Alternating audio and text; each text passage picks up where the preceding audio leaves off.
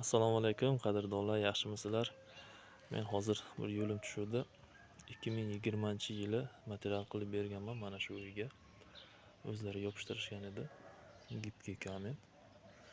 Hozir uyda egasini chaqiryapman, chiqishsa bir ichkarilarni ham ko'ramiz, ha.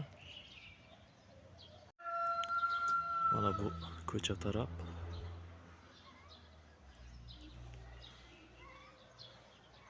Oxiri svetda qilingan mana shunday tomirlari bilan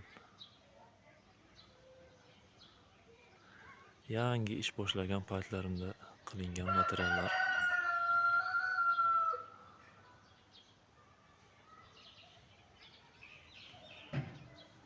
Juda ham yaxshi turibdi. Mana pastki qismlari ozgina chang o'tiribdi.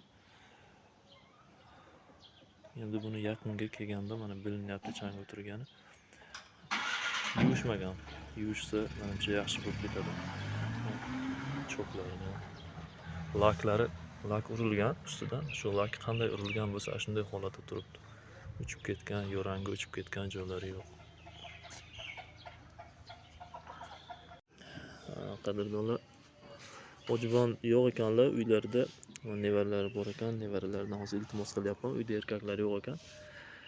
Uyda ichkaridagi holatni menga bitta zapis qilib ko'rsatib beradilar hozir o'sha. Garaji ham, seni o'rtirib, yaqul chog'ida benoda bido.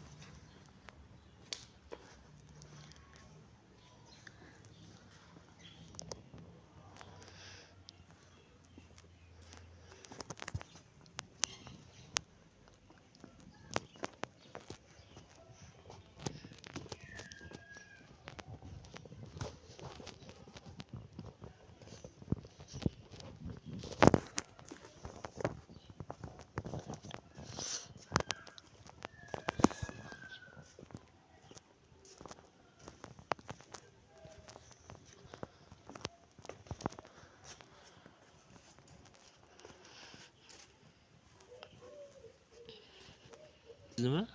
Abdulaziz. Abdulaziz, yoshingiz nechida? Yoshim 10da. 5 yoshda bo'lgan ekansiz mana shu uy remont bo'lganda. Hozir uylarni siz bizga zapis qilib berdingiz. Hamma yo'q yaxshi turibdimi? Ha, Ko'chib ketgan joylari yo'qmi? yo'q. Kam bo'lmang. Qadrdonlar, yosh bola yolg'on gapirmaydi. Mana o'zlari ham zapis qilib berdilar. Endi bo'pti, rahmat sizlarga hammalarga. Gipki kamen kerak bo'lsa, material kerak bo'lsa, egiluvchan plitkaga albatta bizga murojaat qiling. Qadrdonlar, sog' bo'linglar.